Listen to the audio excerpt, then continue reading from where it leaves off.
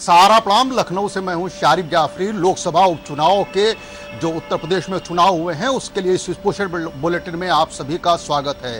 रामपुर हो या फिर आजमगढ़ लोकसभा उपचुनाव, इन दोनों सीटों पर बीजेपी ने झंडा फहराया है। रामपुर की लोकसभा सीट एक तरफ जहां समाजवादी पार्टी के बड़े कद्दावर नेता मोहम्मद आजम खां के लिए नाक का सवाल बनी हुई थी, वहीं आजमगढ़ की सीट अखिलेश यादव के लिए इसलिए नाक का सवाल थी क्योंकि खुद वहां से सांसद थे और 2022 में विधानसभा का चुनाव जीतने के बाद उन्होंने इस्तीफा दिया था और उस पर उपचुनाव हो रहा था। आज के अगर रिजल्ट की बात की जाए तो करीब 42,000 वोटों से घनश्याम लोधी ने समाजवादी पार्टी के जो प्रत्याशी थे आसिफ राजा को हराया है, एक बड़ी जीत हासिल की है। 2019 में इस सीट पर मोहम्मद आजम खां करीब 1 लाख वोटों से जीते थे, जिसके बाद 2022 का जो अभी विधानसभा चुनाव हुआ था उसमें भी वो प्रत्याशी थे और जब विधानसभा के सदस्य चुने गए तो आजम खां ने इस्तीफा दे दिया था और वो जब उपचुनाव हुआ तो उस चुनाव में ये सीट बीजेपी को चली गई है। इसी तरह लोकसभा सीट की भी अगर आजमगढ़ की बात की जाए तो आजमगढ़ भी 2019 में अखिलेश यादव जीते थे, लेकिन एक बार फिर वो मैनपुरी की सीट से चुनाव लड़े और जब वो विधानसभा में चुन लिए गए, नेता प्रतिपक्ष बन गए, तो उसके बाद उन्होंने लोकसभा सीट से इस्तीफा दे दिया और आज एक बार कांटे का मुकाबला देखने को मिला, जहां भाजपा उम्मीदवार दिनेश लाल निरहुआ ने सपा उम्मीदवार धर्मेंद्र यादव को करीब 9,000 वोटों से हरा दिया है। 3,12,000 वोट निरहुआ को मिले हैं, जबकि 3,03,000 से ज़्यादा वोट धर्मेंद्र यादव को मिले हैं। 2019 की अगर हम बात करें, जो लोकसभा चुनाव हुआ था तो उसमें दिनेश लाल निरहुआ को अखिलेश यादव ने 2,60,000 के ज़्यादा वोटों से परास्त किया था। तो एक तरीके से देखा जाए कि बहुजन समाज पार्टी के जो उम्मीदवार थे गुड्डू जमाली, उन्होंने करीब 2,66,000 वोट हासिल किए हैं। सपा और बसपा का वोट अगर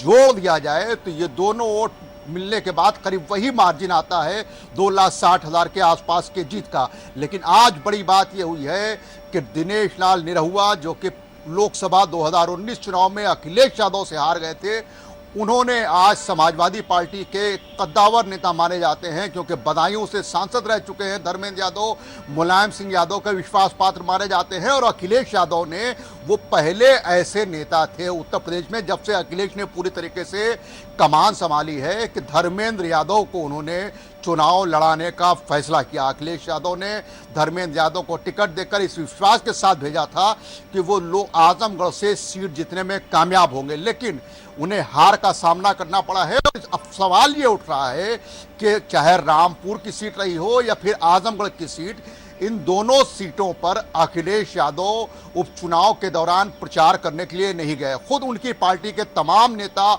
इसके ऊपर सवाल उठा रहे हैं कि अखिलेश यादव को आखिर किसने ये सलाह दी थी कि वो प्रचार करने के लिए नहीं जाएं, क्योंकि अगर देखा जाए दोनों ही सीटों पर खुद मुख्यमंत्री योगी आदित्यनाथ चुनाव प्रचार करने के लिए गए। रामपुर में भी, आजमगढ़ में, इसके अलावा प्रदेश अध्यक्ष और जल शक्ति मंत्री जो हैं स्वतंत्र देव सिंह, वो गए। दोनों डिप्टी सीएम ने जाकर प्रचार किया। उसके बाद लगातार मेहनत होती रही।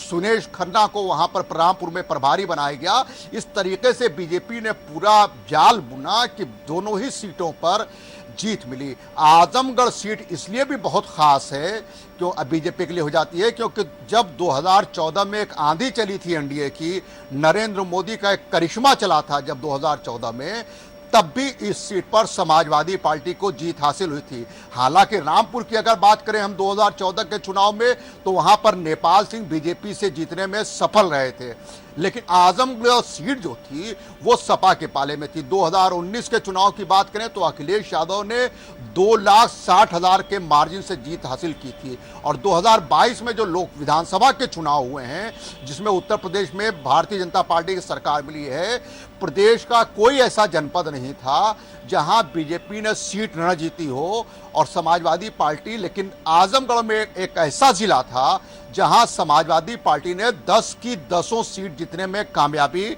हासिल की थी। ऐसे में सवाल अब ये भी उठेगा कि आखिर अखिलेश यादव ने से कहां पर गलती हुई।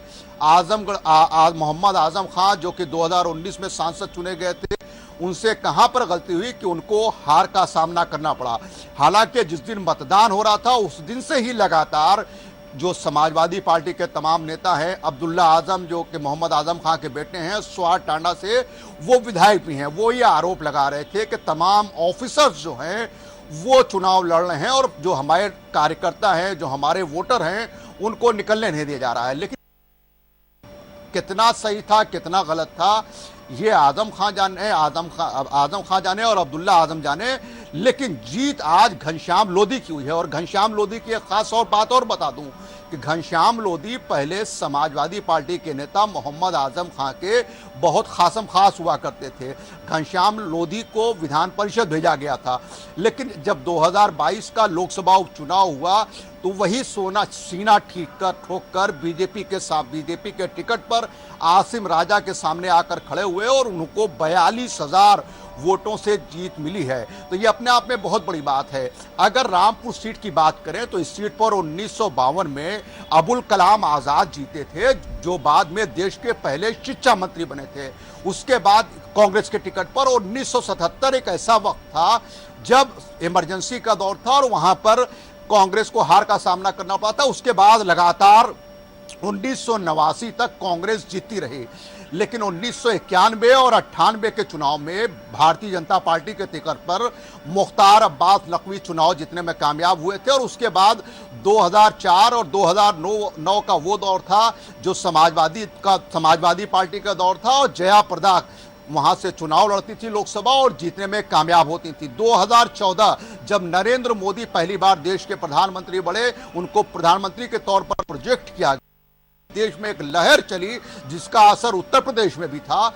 तो 2014 के चुनाव में भारतीय जनता पार्टी ने नेपाल सिंह को रामपुर से चुनाव लड़ाया और नेपाल सिंह जीतने में कामयाब रहे थे। तो एक तरीके से ये कह सकते हैं कि रामपुर का ये कोई पहली बार बीजेपी की जीत नहीं हुई है। 1991 में मुख्तार अब्बास नकवी जीते, 1998 में मुख्तार अब्बास नकवी जीते, उसके बाद 2014 में नेपाल सिंह छोटे ही मार्जिन से करीब 12,000 वोटों से जीते थे।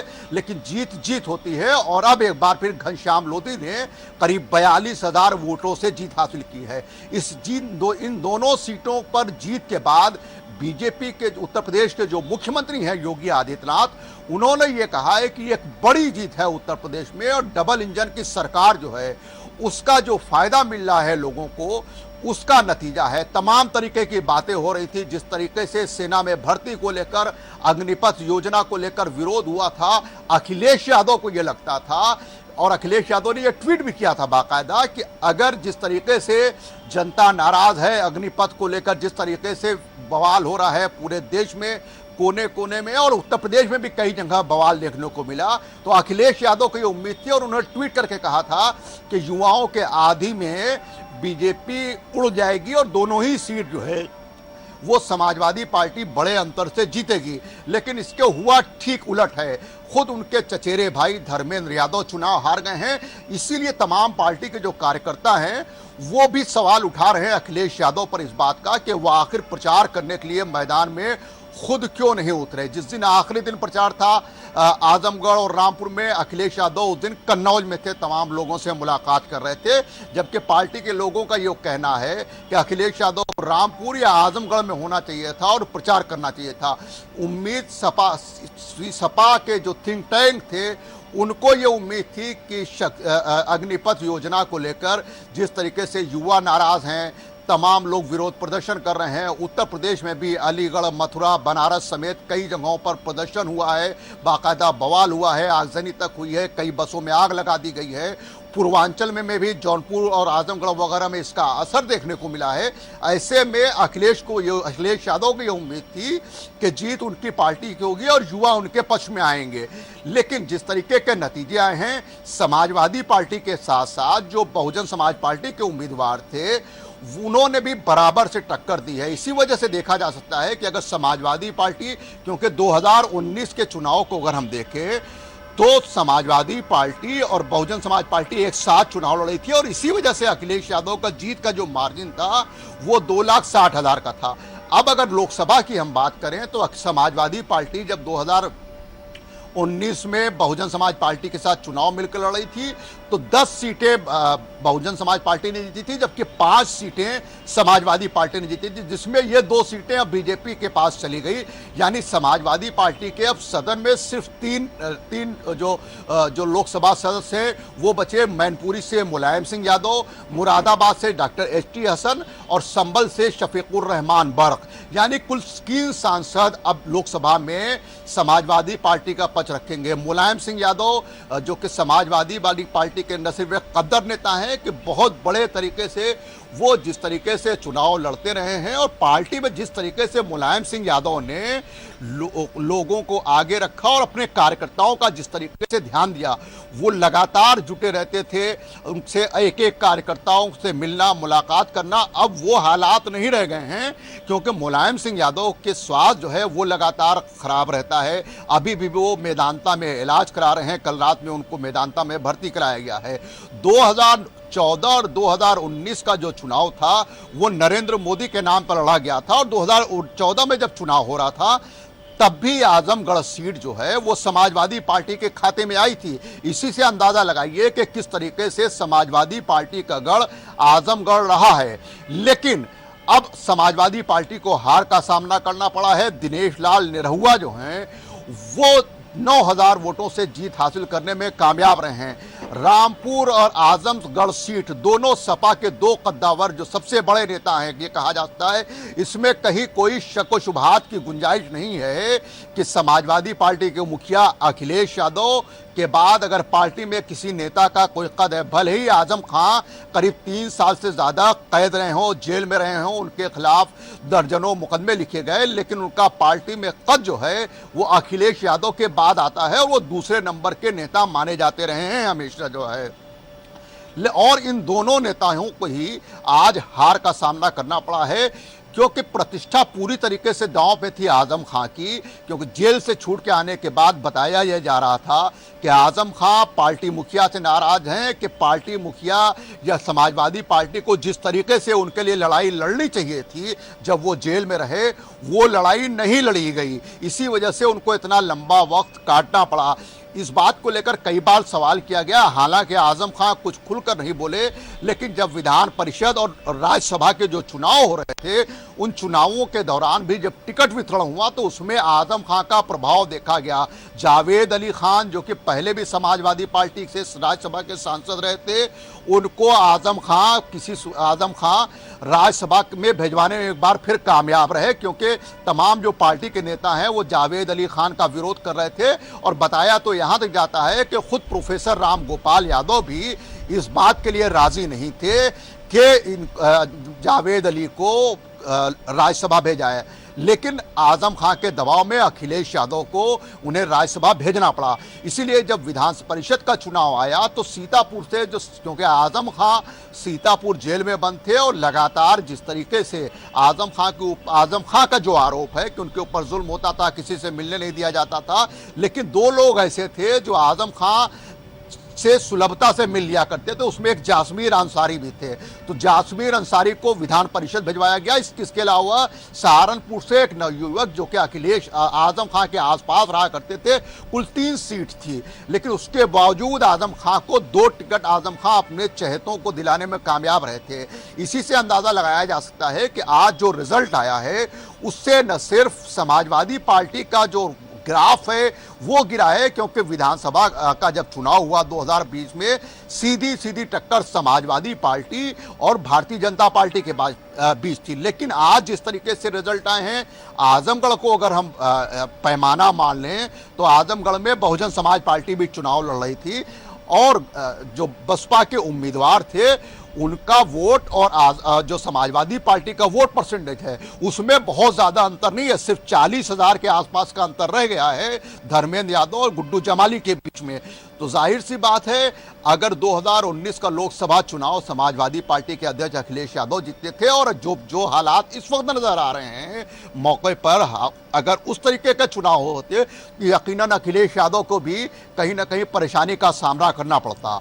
तो इस तरीके से ये कह सकते हैं कि इस जीत ने भाजपा का ग्राफ बढ़ाया है और अब आज तो सीएम ने इस जीत के बाद दावा यहां तक कर दिया कि जिस तरीके का माहौल है उत्तर प्रदेश में, लोग गुंडा राज से त्रस्त आ चुके थे, जो लोग बवाल करते थे उनके खिलाफ ये मैंडेट है। क्योंकि सपा जिस तरीके का बवाल हुआ था, खासतौर से उत्तर प्रदेश में अगर हम बात करें, बीजेपी की एक प्रवक्ता थी नुपुर शर्मा, उन्होंने जो मोहम्मद साहब के विषय में बयान दिया था, उसके बाद जिस तरीके से उसका भी जिक्र एक तरीके से सीएम ने आज सीधे सीधे कर दिया आज की प्रेस कॉन्फ्रेंस में, कि जिस तरीके जो लोग बवाल करना चाहते थे उनको नकारा गया है, परिवारवाद को नकारा गया है, साम्राज्यवाद को पब्लिक ने नकारा है। इस तरीके का बयान देते हुए सीएम योगी आदित्यनाथ ने कार्यकर्ताओं को न सिर्फ धन्यवाद दिया, बल्कि दावा यहां तक कर दिया कि यह सिर्फ 2022 के लोकसभा उपचुनाव का सिर्फ एक रिजल्ट नहीं है, बल्कि जो आने वाला 2024 का लोकसभा चुनाव है उसका अक्स है इसके अंदर, यानी ये देखा जा सकता है। और उन्होंने ये दावा किया कि उत्तर प्रदेश में जो 80 की 80 सीटें हैं वो 2024 के चुनाव में बीजेपी पूरी की पूरे सीटें जीतेगी। इन दावों में कितना दम है ये तो जब चुनाव होंगे और रिजल्ट आएंगे तब पता चलेगा, लेकिन आज जिस तरीके से रिजल्ट आया है उसने यकीनन कहीं ना कहीं बीजेपी का हौसला बढ़ाने का काम किया है। क्योंकि आजमगढ़ एक ऐसी सीट थी कि जब बीजेपी का तमाम बहुत लहर कही जा रही थी 2014 के चुनाव में, न सिर्फ लहर कही जा रही थी बल्कि लहर थी भी, क्योंकि 73 सीट बीजेपी के गठबंधन जीतने में कामयाब हुआ था। उसके बावजूद मुलायम सिंह यादव आजमगढ़ से 2014 का लोकसभा चुनाव जीतने में कामयाब हो गए थे और 2019 में अखिलेश यादव जीते। यानी आजमगढ़ ही एक ऐसी समाजवादी पार्टी अपना कब्जा बचाने में कामयाब रही थी। अब अगर हम बात करें रामपुर की, तो रामपुर में 2014 के चुनाव में नेपाल सिंह भारतीय जनता पार्टी के टिकट पर जीते थे और 2019 की बात करें तो आजम खां चुनाव जीतने में सफल हो गए थे 1 लाख के मार्जिन से। तो इस तरीके से यह कहा जा सकता है कि बीजेपी ने एक बड़ी जीत हासिल की है। समाजवादी पार्टी के लिए एक बड़ा सेटबैक है, आजम खां के लिए एक बड़ा सेटबैक है, अखिलेश यादव के लिए एक बड़ा सेटबैक है। क्योंकि जो चुनाव हो रहे हैं उसमें जब जब हार होती है तब तक अखिलेश यादव के नेतृत्व पर सवाल उठता है, पार्टी के अंदर से आवाज उठने लगती है। हालांकि उनका मुकाबला करने वाला पार्टी के अंदर कोई दूसरा चेहरा है नहीं कि जिस तरीके से अखिलेश यादव के आसपास आ पाए, लेकिन लोग दबी जबान में ही सही कहते ये जरूर हैं कि अखिलेश यादव ने यहां पर कमी की, टिकट बंटवारे में कमी की, या खुद फील्ड में नहीं निकले, या ट्वीट करने पर ज्यादा भरोसा करते हैं। इस तरीके की बातें होने लगती हैं। तो उस तरीके की बातें एक बार फिर शुरू हो गई हैं। और सहारा समय के इस खास बुलेटिन में अब जैसा कि हमने आपको पूरी तरीके से ये बताने की कोशिश की कि आजमगढ़ सीट का आजमगढ़ का क्या पूरा इतिहास रहा है और रामपुर का विधानसभा लोकसभा की जो सीट है उसका क्या इतिहास रहा है। 1952 में जो पहला चुनाव हुआ था वहां पे अबुल कलाम आजाद जीते और देश के पहले शिक्षा मंत्री बने। उसके बाद 77 में जाकर पहली मर्तबा वहां पे कांग्रेस हारी, लेकिन उसके बाद फिर जुल्फकार अली खान लगातार 3 बार 89 तक जीतते रहे। उसके बाद 91 और 98 का चुनाव मुख्तार अब्बास नकवी पहली बार, यानी कि मुख्तार अब्बास बीजेपी ने 1991 में पहली बार इस सीट पर जीत हासिल की थी। उसके बाद 1998 में जीते, 2014 में नेपाल सिंह जीते और अब एक बार फिर घनश्याम लोधी ने रामपुर सीट जीतकर बीजेपी का डंका बचा दिया है। यह था स्पेशल शो लखनऊ से लोकसभा उपचुनाव के ऊपर। आगे की देश और दुनिया की तमाम खबरों से जुड़े रहिए सहारा समय के साथ।